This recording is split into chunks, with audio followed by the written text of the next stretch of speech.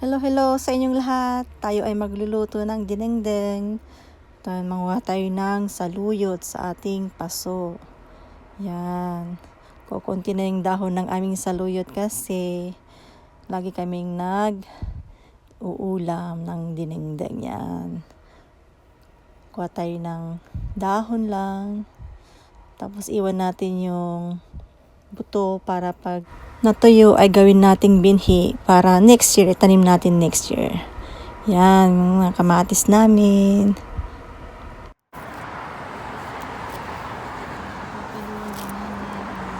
Haluan din natin ng dahon ng kalkalunay in Ilocano. Yan. Yung dahon ng kalkalunay.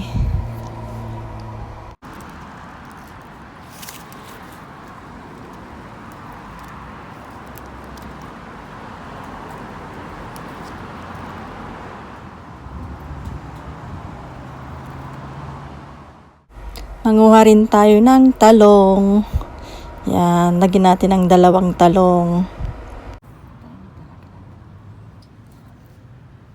May mga bunga na rin siya kahit nakatanim lang sa paso. Ang ganda-gandang tignan. May mga tumutubo pa siya, maliliit. Yan.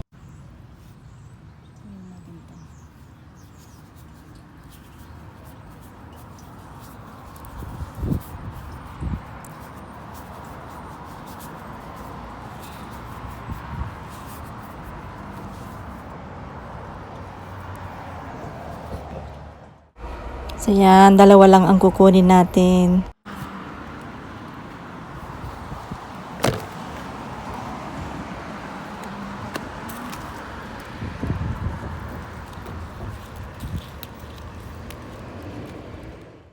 Yan, may tanim din kaming ampalaya. So, kuha tayo ng dahon lang muna, hindi bunga. So, dagdagan natin ng dahon. Manguha tayo ng dahon.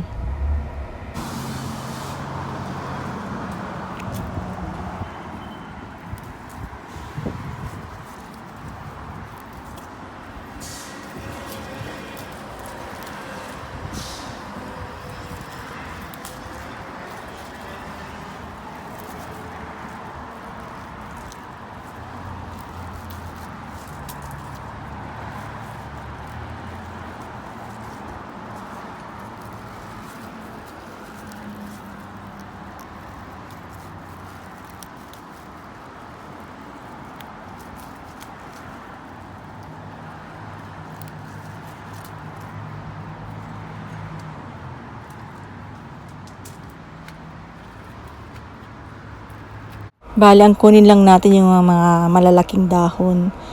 Yan.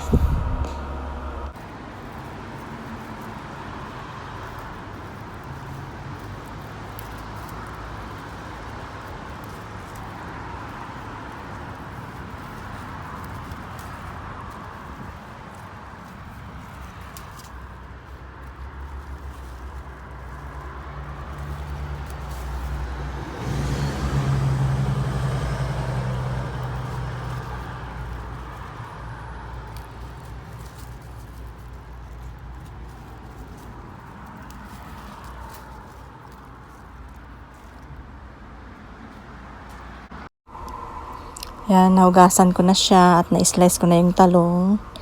So, meron din akong isda na ipiprito. Prito natin sa labas kasi pag sa loob ay mabaho, di ba?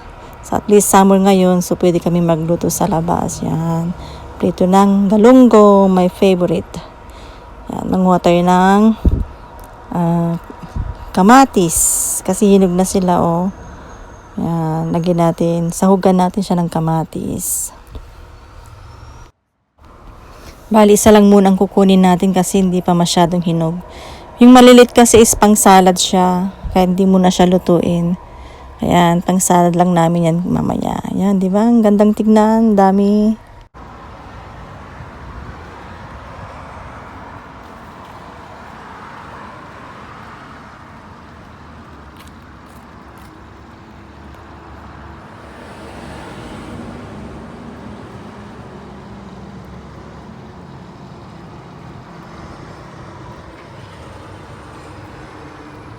So, ang tawag dito ay cherry tomatoes. Ito yung pang salad.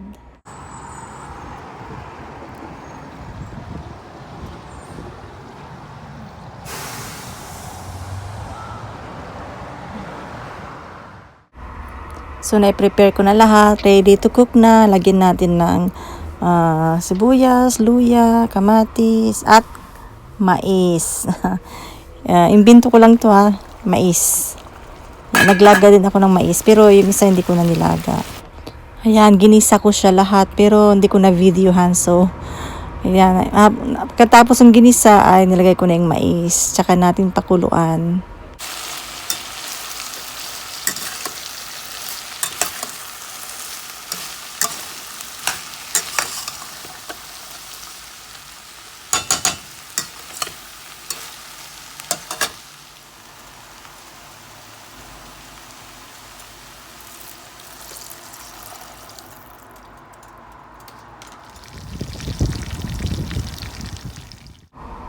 Ayan, kumulo na. Lagyan natin yung isda.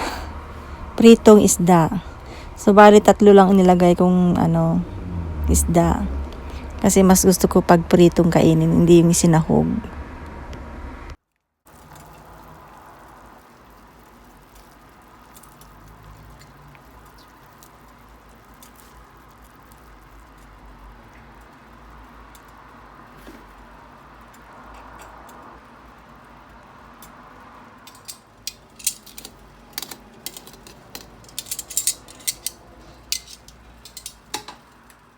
So, may nakita akong 3 bulaklak ng kalabasa. Ilagay natin din ito sa hog natin.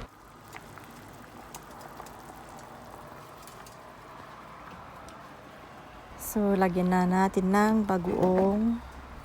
Hatiin ko yan mamaya. Yung sa mister ko ay bagoong, yung sa akin ay asin. Yan ang sa mister ko, bagoong.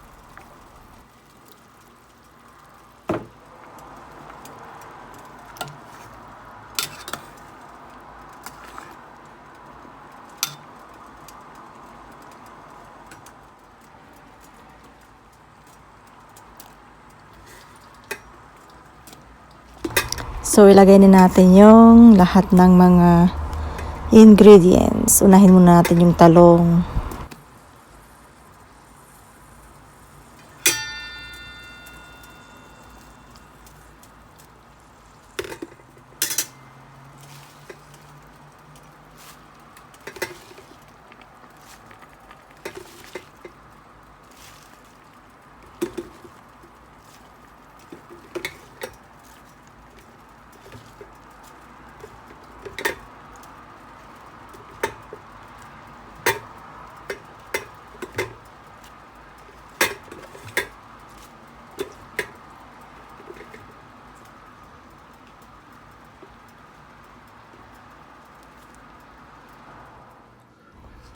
Ayan, luto na siya. Kain po tayo. Yan, pangbaon niya yan bukas. Yan. Masarap. Kain po tayo. Masarap po pala. Imbento lang ito pero masarap. I-try nyo. Masarap pala manamis dahil sa mais.